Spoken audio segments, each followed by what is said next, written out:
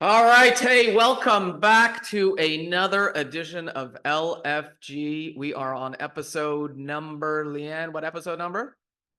15. 15. Thank you for unmuting yourself, Leanne. We are on episode 15. I am Michael Hyam, and this is Leanne Caruso. You are back, thankfully, for some more unfiltered franchise education. Thank you. I was going to say, at the time of this recording, it is now Halloween. Tonight is Halloween. And so, Leanne, thank you so much for dressing up with that mask. That is amazing. You look great.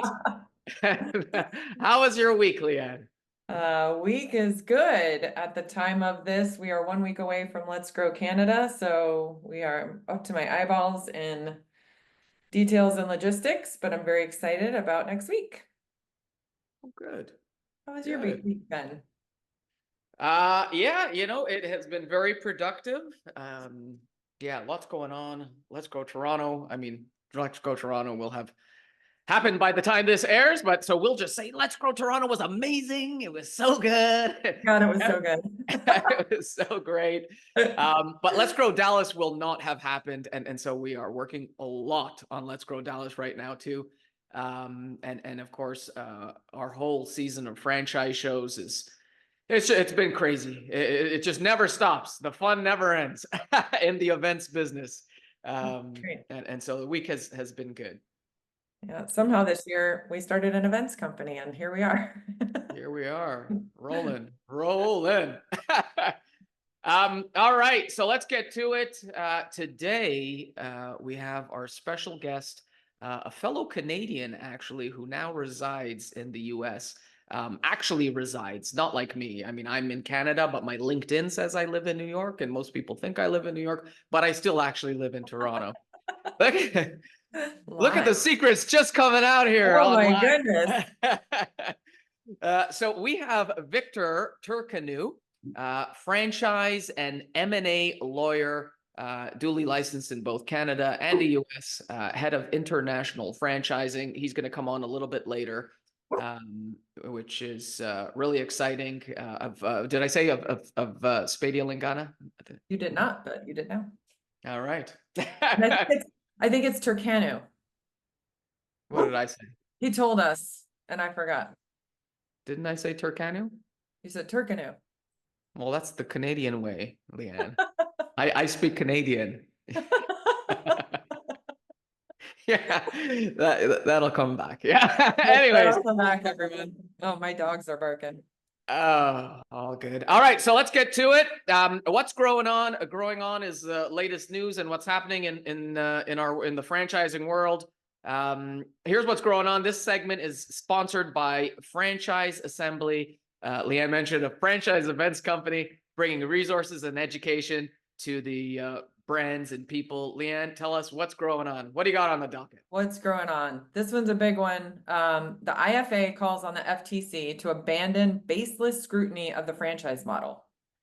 It says that the FTC continues to exceed its authority and disregard the rulemaking process and urges the FTC to enforce and update the franchise rule and complete overdue improvements to the pre-sale disclosure. IFA President and CEO Matt Haller said, in spite of all available legal, empirical, and anecdotal evidence to the contrary, the FTC seems to be operating under the false premise that franchisor control is inherently bad for franchisees.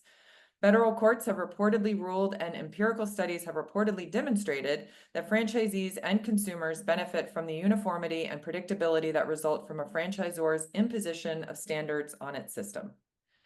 Imposing unilateral, substantial, and burdensome regulations, they like to use big words at the IFA, on the franchise community will result in significant harm on existing and future franchisees and reduce the viability of the franchise model. The FTC should focus its limited resources on improving the franchise rules outdated disclosure regime as recommended by the IFA, state regulators, bipartisan members of Congress, and the GAO.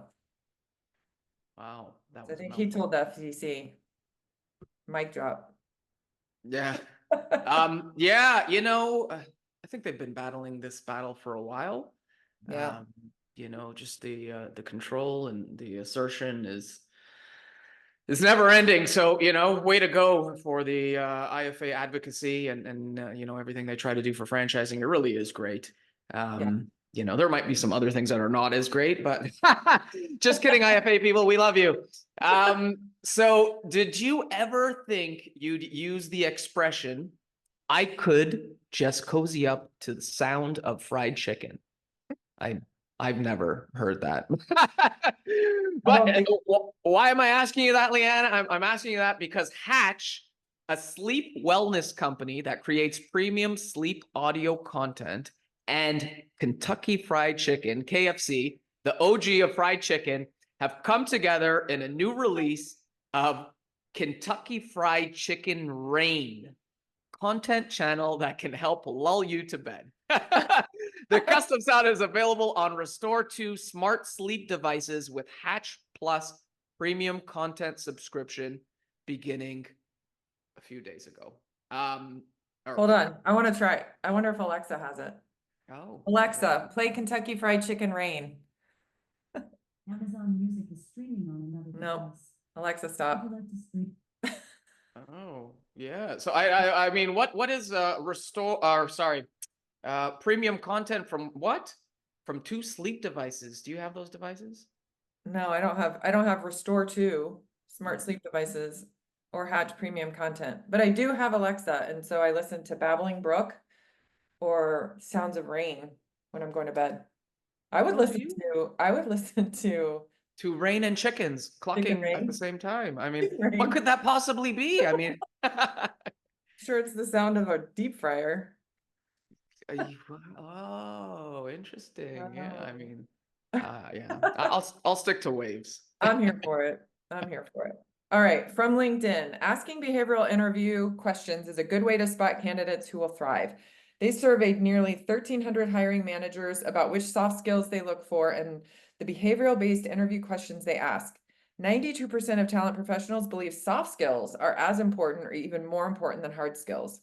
While every role and candidate is a little bit different, interviewers called out the following soft skills as the best indicators of which candidates will excel: adaptability, culture add, collaboration, leadership, growth potential, and prioritization. I would agree with that. Sorry, I wasn't listening. Oh my God. I'm just kidding. But I was actually staring at your shirt. Who is that? The chick from Greece? Yeah, it's Sandy. Okay. It's Sandy in her reformed era. Yeah. When she changes for a boy, which is not a good message we're sending our children. Who changes to a boy? Oh, Changes for a boy. Gotcha. Yeah, it's Halloween, so this is the closest I got. Oh, okay. Sandy. Sorry, yeah, you were talking about the good old days. Yeah. No, I'm just kidding. I'm joking. Okay. If you want to share what's going on in your world, send us an email to podcast@franchiseassembly.com. Terrible. This podcast is only unfiltered just for Michael. Hey. All right. We're about to go into Franchise Royals.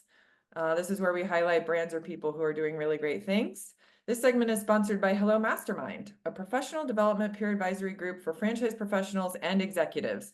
We currently have executive franchise marketers and franchise development execs with just a few spots left. Visit hello-mastermind.com for more info. Michael, tell us. I was kidding in the last segment. I'm not editing it, by the way. That's okay. All right. My franchise royal is a royaless, actually. I wanted to bring some exposure to her for a couple of reasons. Nadine Thompson. Nadine Thompson works in our office and actually works north of the border in Canada on our Canadian franchise show team. Nadine is the show manager in Canada and runs many shows all across the country. And so Nadine, you are a royalist for a few things, continued success with what you're doing and building. I know you guys just sold the largest Toronto show of all time at the last event. So congratulations. And Let's Grow Toronto, which was an amazing event.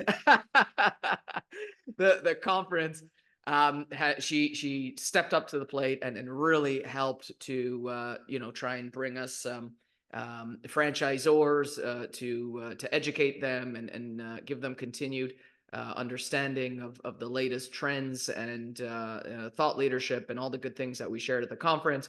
Nadine, go you. I've only interacted with Nadine online on LinkedIn, just because she interacts with a lot of national event stuff, obviously. So I finally got to meet her at the Toronto Franchise Show, and she's awesome. I love her. Yes, she is. I support your franchise royal. Oh, good. Yeah. Now let's see if I support yours. Oh boy. All right. My franchise royal is Brooke Janisek. She's a very good friend of mine, fellow fractional CMO, but she just took a job as the CMO of Garage Experts, and very, very happy for her. Very excited. It's a local company to her, so she's in Dallas, and I think it's a great opportunity, and she's been hunting for something that kind of meets her goals, and I think this is such a great fit for her. So super excited for Brooke. Congratulations. Amazing. Congratulations, Brooke. Is she going to come to Let's Grow, I imagine, then in Dallas? She is. She's actually teaching a session on building your brand on LinkedIn. Look at that. Great. Bring in the Amazing. Garage Experts team, and then she's going to do a session, which she's very good on LinkedIn if you guys don't follow her. That is great. I don't think I've ever met Brooke in person. Oh, you haven't? Have I? I don't know. I don't know. No. All right. All right. So before we head to our show and tell segment, please take a moment to learn about our official podcast sponsor, Architect. Leanne, take it away with Architect. We both tried to jump in, so to make the other one read it. All right. We love Architect. And thank you for being our presenting sponsor at Let's Grow Canada, which was just so good. All right, managing multiple franchise locations, meet Maestro by Architect, your ultimate business intelligence solution. Gain a centralized view of your entire network, leverage predictive analytics, and make data-driven decisions to boost productivity and profitability. Seamlessly integrate with QuickBooks and automate tasks like royalty payments. Trusted by successful franchises, Maestro transforms operations across retail, healthcare, education, and sports. Visit architect.com and take your franchise to the next level. All right, so the next segment up is the show and tell, and of course, this segment is meant for our guests and visitors to shine and shed some of their franchise knowledge around their industry, best practices, ideas, thought leadership, and all that good stuff. And our guest Victor Turcanu, of course, has a lot of franchise industry knowledge. Victor is an M&A lawyer, duly licensed in Canada and the United States. A franchise and M&A lawyer, head of international franchising at Spadea Lignana Franchise Attorneys. Victor, tell us a little bit about yourself. Thanks, Michael. Happy to be here. Yeah, so I am a dual licensed attorney. I'm currently only practicing U.S. franchise law. And I have an M&A practice in that space as well.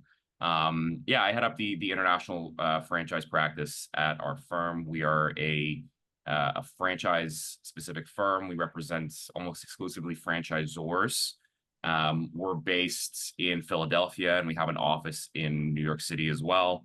And we represent nearly 400 franchisors, franchise systems in the United States, both domestic and non-U.S. brands. I myself used to actually practice franchise and corporate law in Canada. Personal reasons took me down to the States earlier this year. I'm dual licensed, so it sort of made sense that I would come down here and start to build out the international practice group, given my experience having worked in a different jurisdiction. The U.S. is the largest franchise market in the world, and Canada is the second largest franchise market in the world. So, so that's sort of the ring that I play in, and yeah, looking forward to the discussion. Wow, I didn't know that Canada was the second largest. 38, 39 million people strong. That's good, but it would be amiss if we didn't give a shout out to our friends Tom and Josh Do you see them every day, daily at the office, or? Well, so our office is in Philly. They're all based in the majority of our staff and our leadership team is in Philly. I'm sort of their guy in New York City. We've got, folks who work remotely throughout the US. So I see them every week because I do go into Philly for a couple days a week just to, to be with the team. There's some collegiality there, and I find we work better when we're around each other. So no, Tom and Josh are great, and the firm has been very welcoming of me and my background and what I bring to the table. So so the transition for me has been excellent. That's great. Yeah, we Yeah. love Tom and Josh.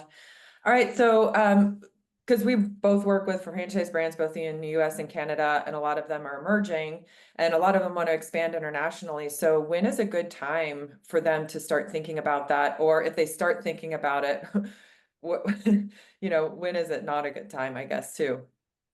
Yeah, so it's really, really hard to give a clear answer on this because the answer, and it's a lawyer answer, and it depends, right?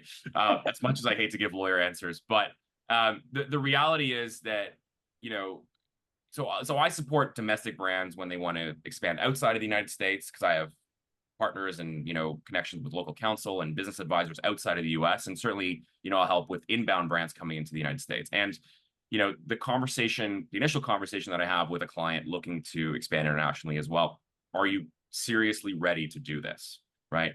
It's going from the US or from Canada to Europe or to Asia or vice versa is not simply a matter of just copying and pasting what you're doing in the new jurisdiction, right?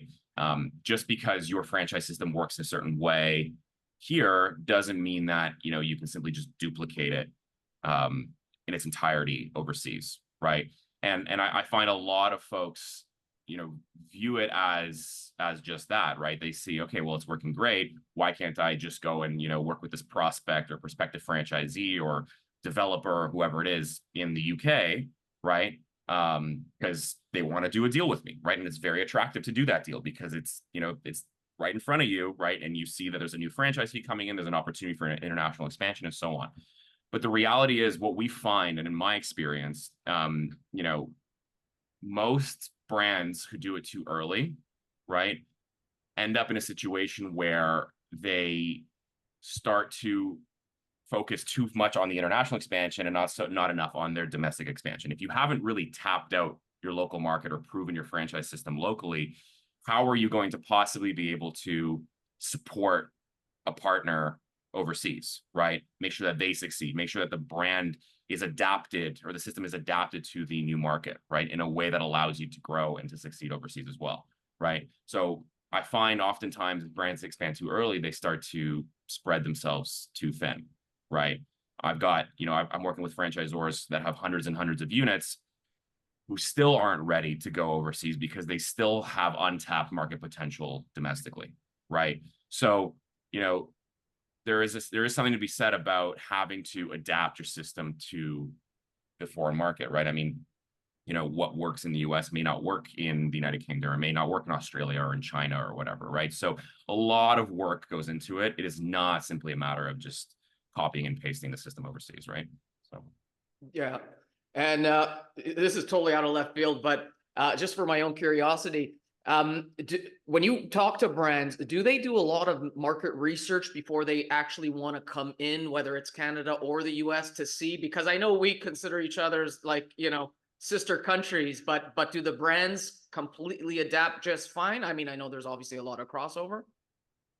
I wish they did more of that, quite frankly. I find not enough brands do enough market research and enough research into how am I actually going to adapt and modify my system to fit the local market, right? Canada is not the 51st state, right? And the US is not, the 11th province, right? Although I wish we were. What works in the US doesn't necessarily mean it's going to work in Canada, right? And vice versa. And certainly that's even more the case, I'd say, when you're leaving North America, right? So my advice to clients is, look, figure out how you're going to actually do this from an operational standpoint first, right? We can get you legally compliant. We can get the documents done. If we need to work with local counsel to make sure that you're above board and your documents are buttoned up and you have enforceable agreements, we can do that, right?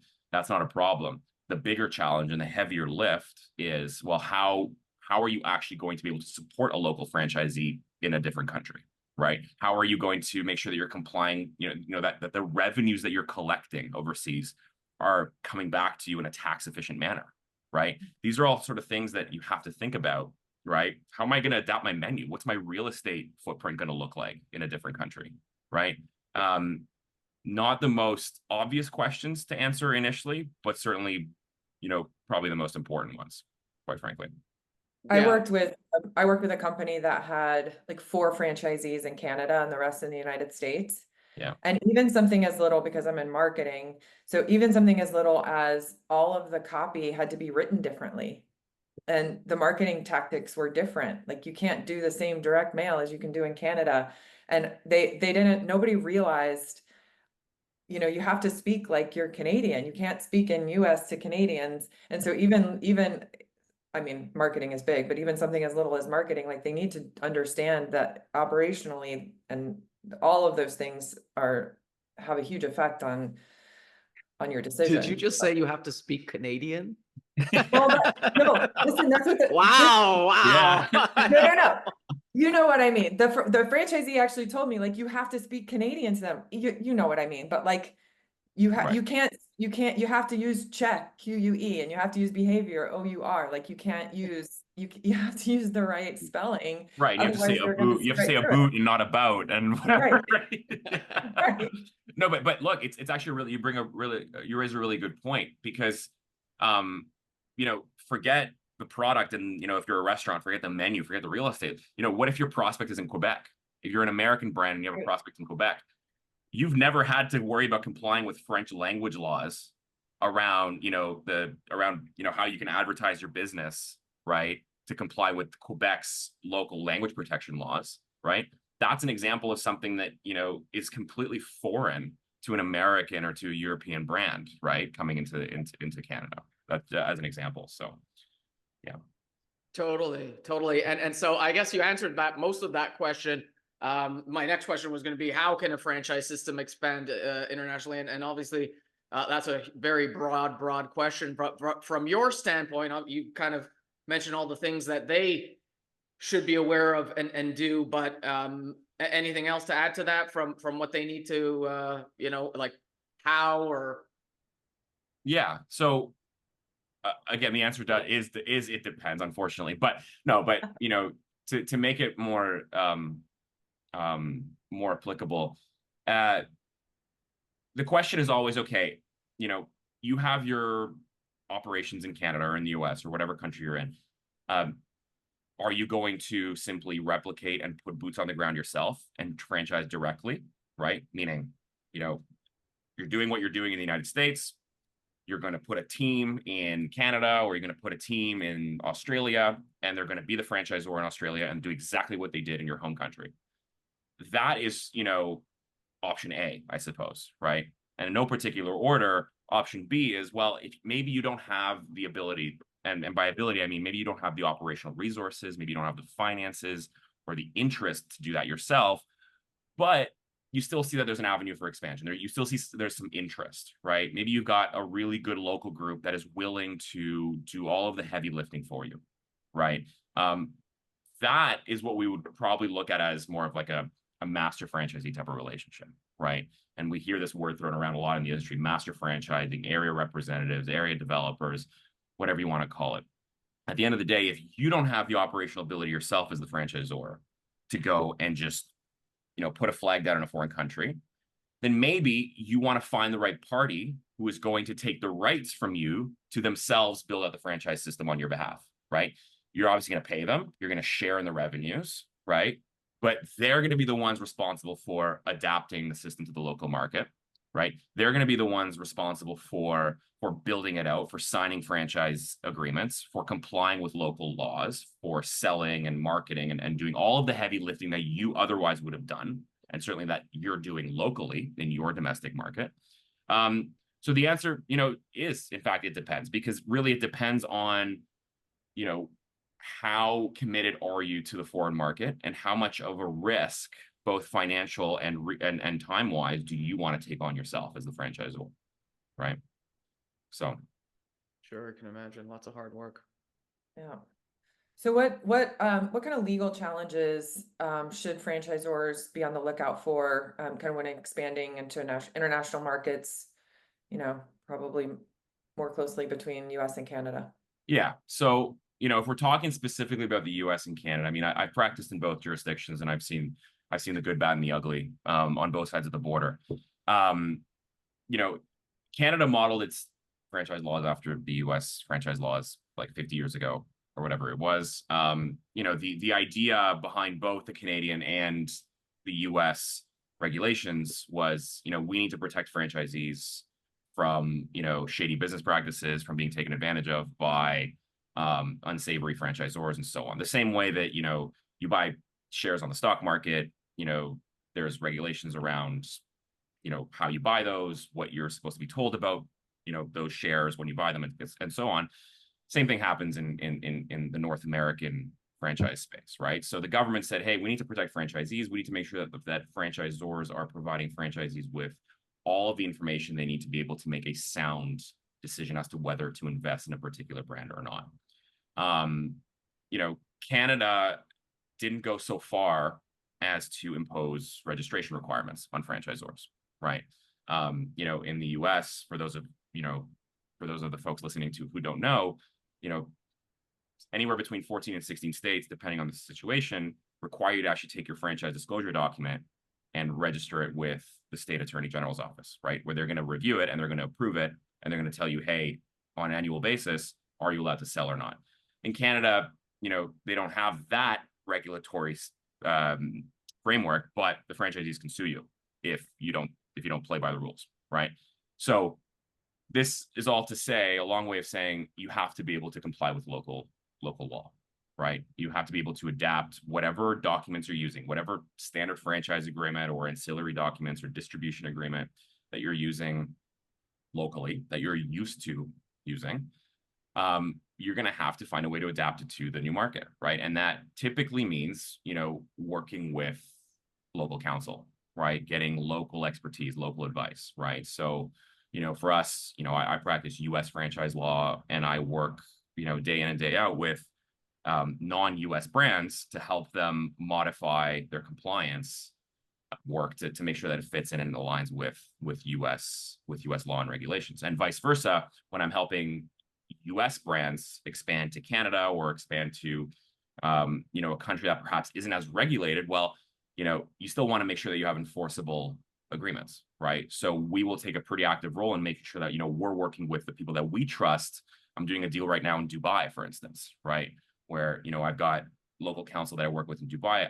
They're reviewing our standard franchise agreements and documents that we draft, and they're marking them up to make sure that they comply with local law. Because the reality is you're going to expand internationally, especially if you're not going and doing it yourself and you're relying on a local party to handle the expansion for you. You're going to have a tough time making sure that party complies when you're halfway around the world, right? So you want to make sure that you're buttoned up, at least from a paperwork standpoint, and certainly from an operational standpoint, to make sure that you can control your brand standards, and that there's the integrity of the brand is there, that the menu is being sold as it's supposed to be sold, right? And that they're upholding your system standards. So it is really, really important to work with, whether you work with local counsel or we, work with local counsel on your behalf. It is a really important piece, for sure. That's great. And so you touched a little bit on the FDD, Yeah. but how do intellectual property laws, say particularly regarding the trademarks, differ between the US and Canada, and how do franchisors protect their brands across the border? Would you say that obviously do they have to have completely different registrations, and the trademark in the US doesn't mean you're good in Canada, and so on? Well, so I mean, trademarking is an interesting topic because it's often overlooked, even though it is literally the most important aspect and the most important asset that a franchisor has, right? At the end of the day, your trademark, McDonald's, for instance, or Burger King, right? There's a lot of value and goodwill associated with that trademark, right? So, if you are an emerging brand and, your goal is to eventually, sell, to exit or sell to private equity in, 5-10 years when you have 100, 150 locations. Well, any buyer is going to be looking to buy what? They're buying the goodwill associated with your mark, right? The reputation associated with your brand that you've spent so many years developing, right? And they want to know, any buyer is going to want to know that they have the best rights to that mark, right? That nobody else is going to come in and take it, right? Or operate, McDonald's, McDonald's Jr. or whatever you want to call it, right? So trademark protection is super, super critical. And, when we're talking about trademark protection in Canada versus the US, I mean, at the end of the day, a trademark is simply a name that you're using in the marketplace, right? I could put up Victor's Burgers on a storefront tomorrow and start operating, and I have a trademark, right? You can take the optional step of registering that trademark, right, with the government. And in Canada, it's the Canadian Intellectual Property Office, and in the US, it's the US Patent and Trademark Office.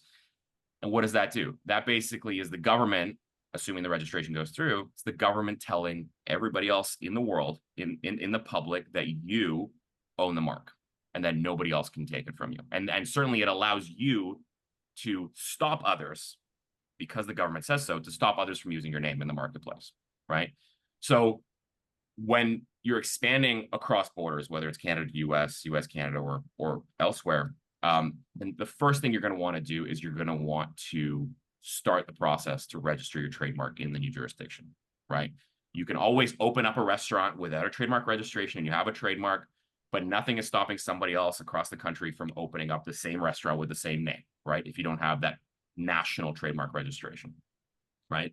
So, by and large, the process is the same in both countries. In Canada, it's a little slower. I mean, I think the turnaround times are about 2 to 3 years right now to actually get a registration from the moment you file, which is significant. In the US, it's much shorter. I'd say it's, at worst half of that.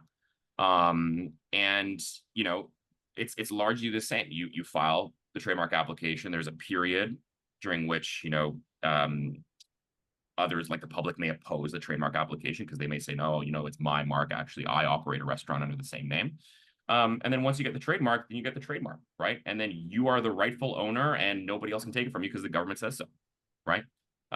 So, it's relatively similar, but it is country by country. There's no such thing as an international trademark registration, right? Or certainly not in franchising, right? So.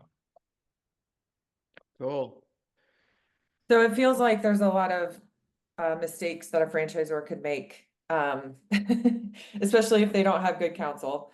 So what are some of the common mistakes that they make, so maybe we can help some of these guys avoid them?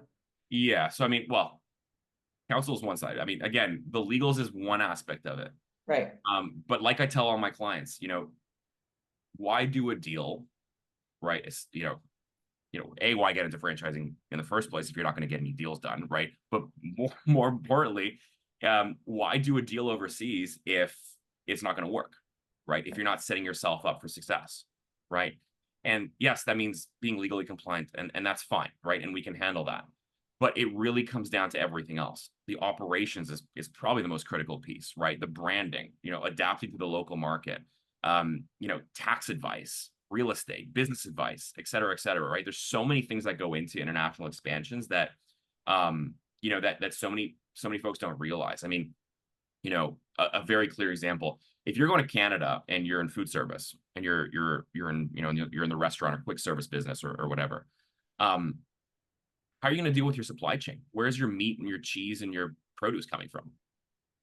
Have you thought about setting up a local supply for your products, for your inventory? I work with a few brands from India, from South Asia, right? And, they're in the US now, they're coming to the US and we're helping them come in. They manage a distribution network, right? And they figured out how to bring in inventory and products from India into the United States to service their local franchisees, right? That's a whole other aspect of your business that, chances are you haven't really figured out because you've never had to, right? So, so these are the mistakes that we see. It's going in way too quickly, as nice as it is to, you know, to be attracted by the next franchise fee and the fact that, oh, you know, we're going international now and it's very exciting. Franchising is a long game. Expanding internationally is a long game, right?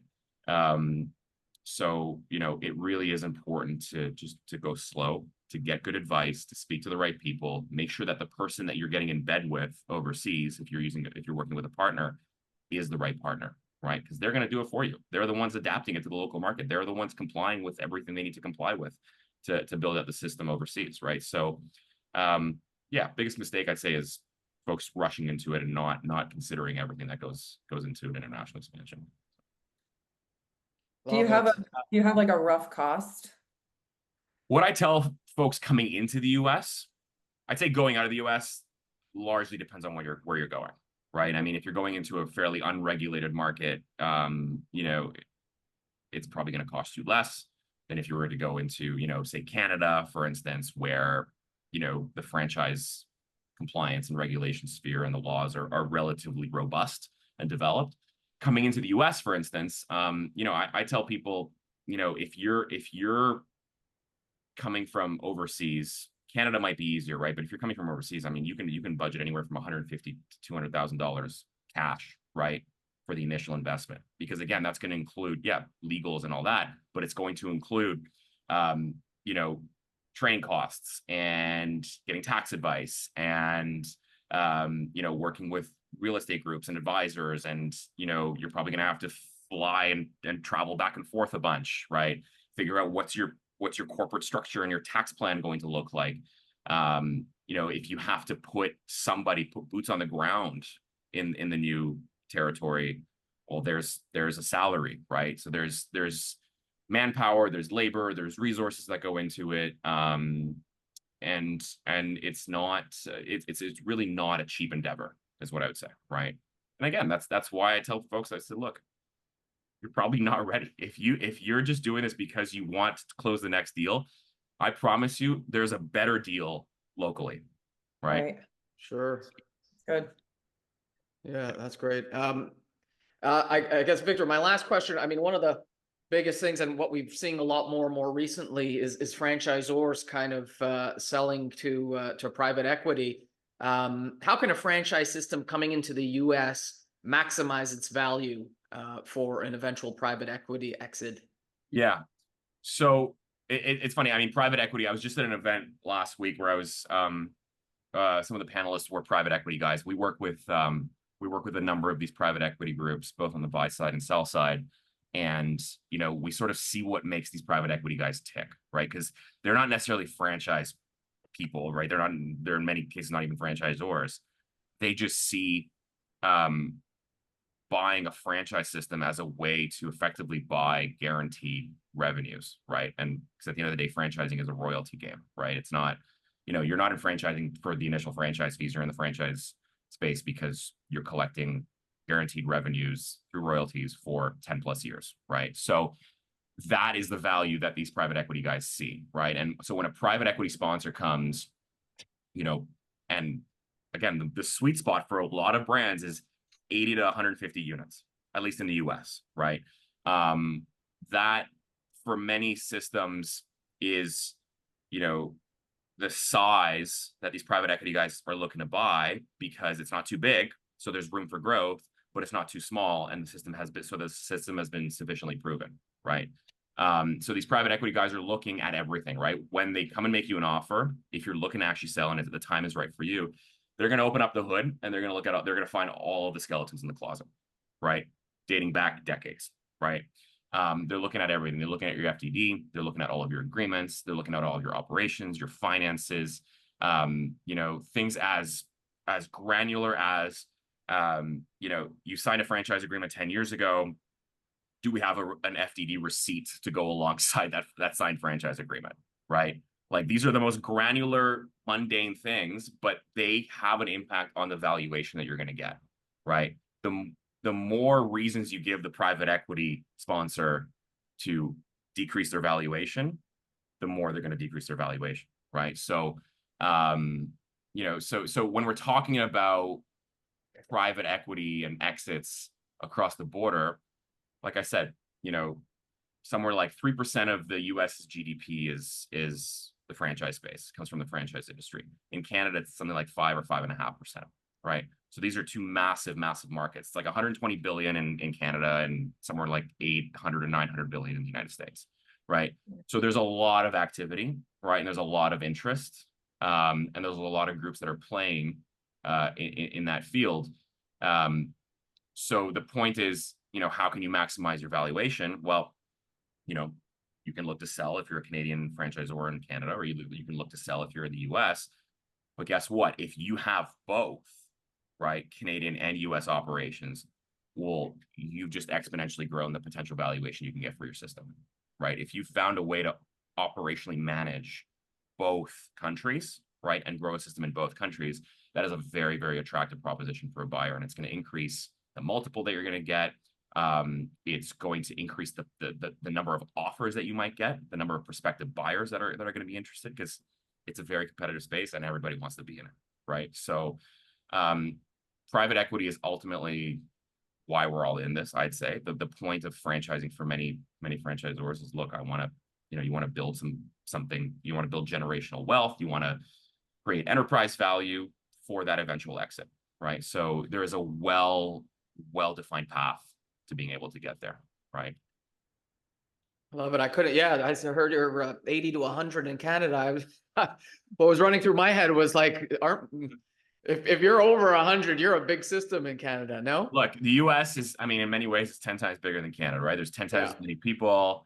The market is, I mean, there's like 3,800 franchisors in Canada or something was the last statistic I saw, right? We're nowhere near that. There's nowhere near that in Canada.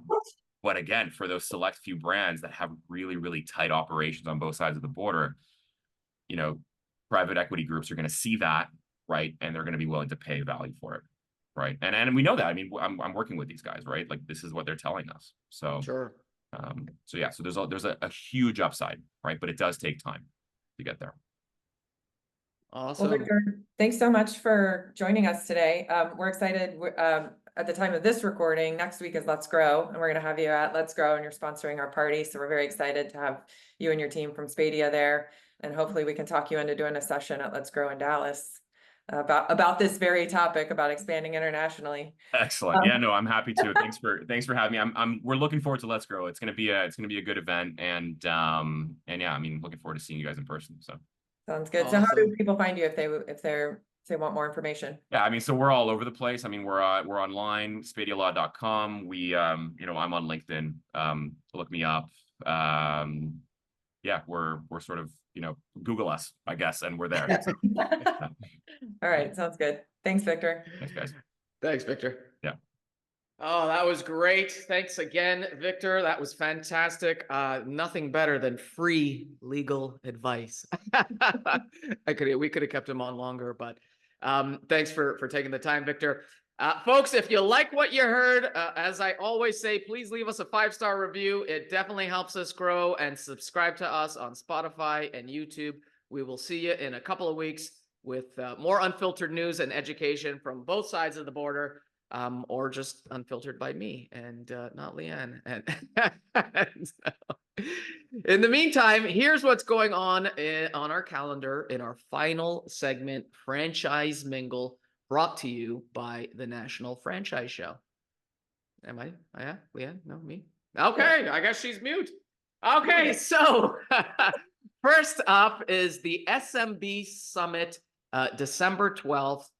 Both Leanne and I will be there. Not only will we be at the SMB Summit, but we will have a table there, and we'll be chatting a lot about the Let's Grow coming to Dallas, and we'll also be talking about the upcoming franchise shows, and hoping to get a lot of emerging brands to join us. The last time we were there, it was a great event, so I strongly encourage you to reach out to Dawn or Joanne or Steve at SMB.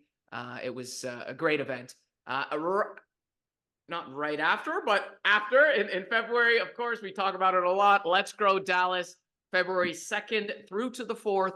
Registration is open for both sponsorship and for badges.